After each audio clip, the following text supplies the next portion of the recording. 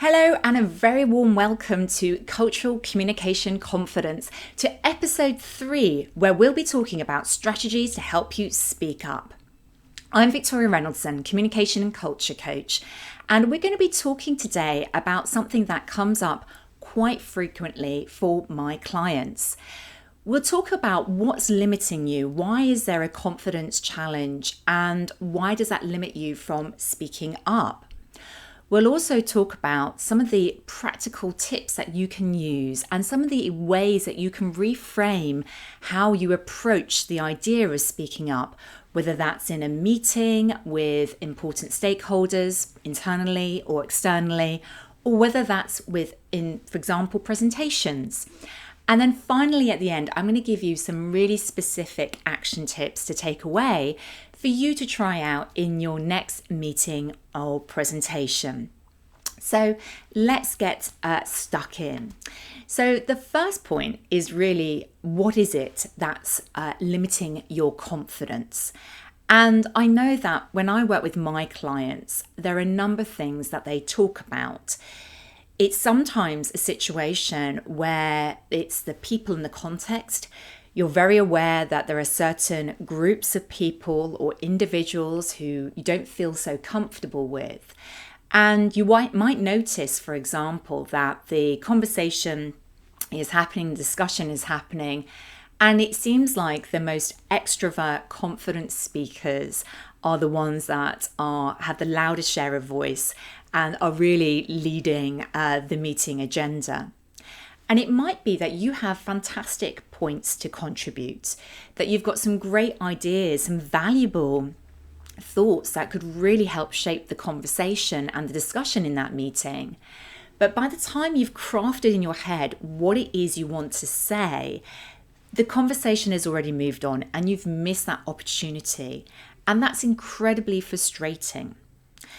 I think it also happens for some people when they're in situations where they're about to be promoted, or perhaps you've just been promoted. And what happens is that can leave you feeling a little bit exposed. It can certainly be a short-term frustration, but at the end, it can also limit your progress in terms of your career because you're not able to speak up fully, to share your thoughts, which really helps to others to understand what it is you bring to the table. So it can have quite severe impacts unless we address it. So what can help us feel more confident? Let's talk about these ideas. So the first thought is a simple thought, but easier said than done, which is we have to believe in ourselves. We have to believe in our skills, the expertise and knowledge that we bring.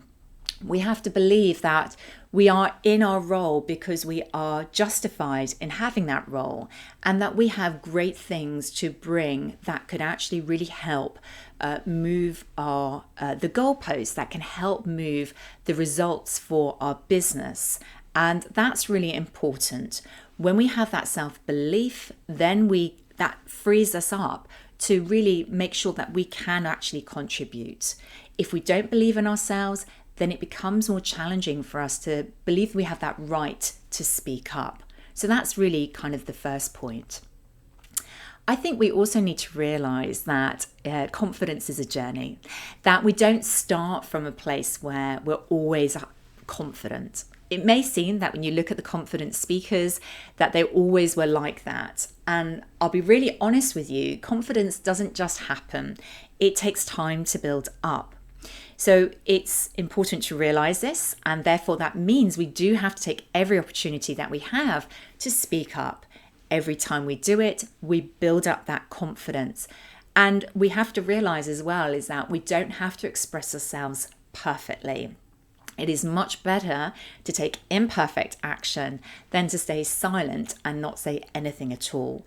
That doesn't help yourself and it doesn't help others. It's also about our goal. What is it we want to be? So, of course, you may have that goal to eventually be a TED speaker or have that level of communication skills. But we don't need to have that from the beginning. So back to that idea that confidence is a journey. We can build up over time. We don't have to be expressing ourselves, communicating perfectly every single time from the beginning. So that really is what it's about. And, rather than saying practice makes perfect, I would much rather that you said practice makes confidence. And a final couple of thoughts on this before we talk about the really practical action tips coming out of today's episode. Depending on the people and context, it might be that you could very much share how you're feeling before you speak up and give your view. So what I mean by this is that it might be appropriate in some situations to share that you're a bit nervous about what you have to say, particularly if it's in a presentation situation. This authentic sharing actually means that people are much more willing to listen positively, to really kind of listen to your message and really to ignore, some of the mistakes that you might be making. So, that might be a helpful tip there. And then finally, another idea which I think is very powerful, which I heard recently, which I think I'd like to share with you here, is that fear is really the same emotion as excitement.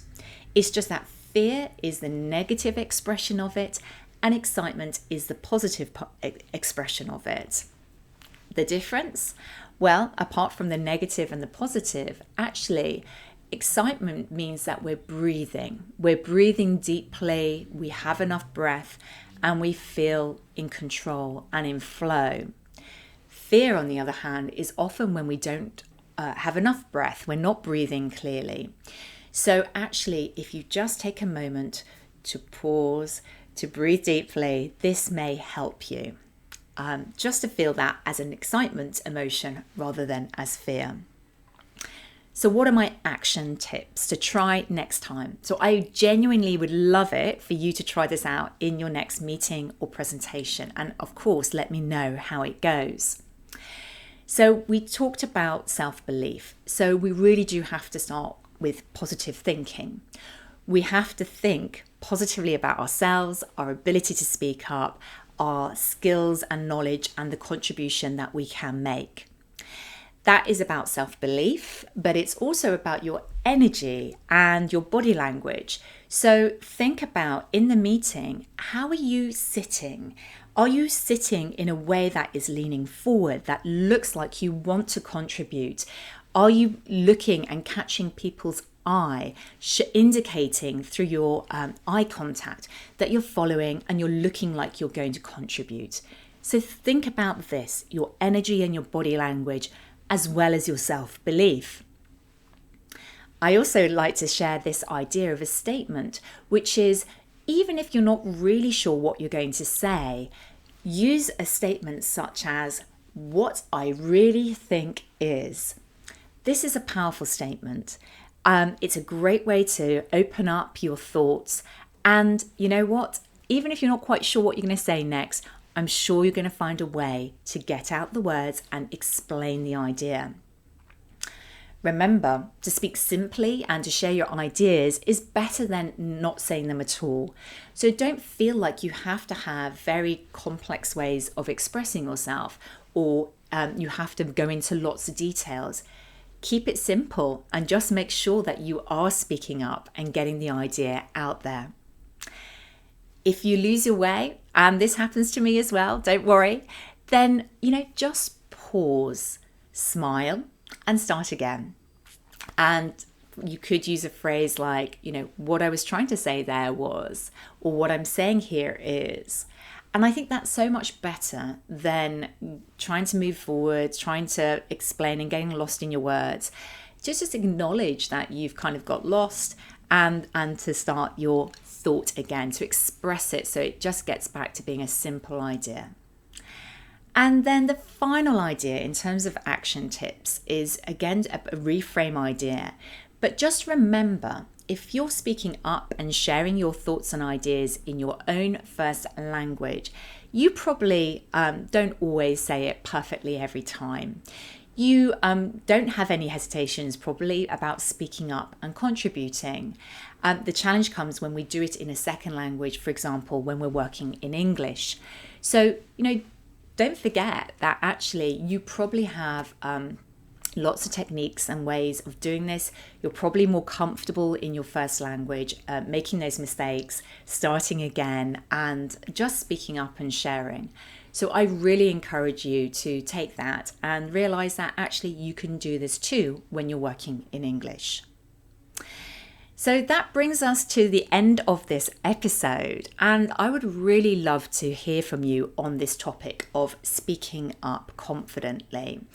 Are you somebody who's really recognized some of these situations, and do you sometimes find it challenging to contribute when you're in certain types of meetings with certain groups, or perhaps when you're presenting? What is it that you've particularly noticed works for you? And I would love to know, from all the different ideas I've shared today, from the strategies and the reframe to the action tips, which ones are you going to try out in your next meeting or presentation? I would absolutely love to know. So please do get in touch with me. The best way to connect and follow me and to message me is on LinkedIn. My profile over there is Victoria Reynoldson, and that is spelt RENNOLDSON. And I also just want to take the opportunity now to let you know that I'm opening up our program, 9 Steps to Communication Confidence, which is an individual coaching program for people who are working in English and really serious about developing their communication confidence. And I'm opening up this program for applications right now. So if that sounds something you want to learn more about, perhaps you really recognize that you need some further support in this area, some focused, dedicated support, please get in touch with me either via LinkedIn, or you've got all the links in the show notes below as well. And then finally, this is episode three in this particular podcast show. And as this is quite early on in releasing these episodes, I would absolutely love it if you're enjoying what I'm sharing here. Then please feel free to subscribe, rate and review the show. It really means a lot to me personally, and means that I can share and get the word out there even more. But in the meantime, I just want to thank you for joining me today for Cultural Communication Confidence, the podcast, and I really look forward to seeing you next time. Thank you so much.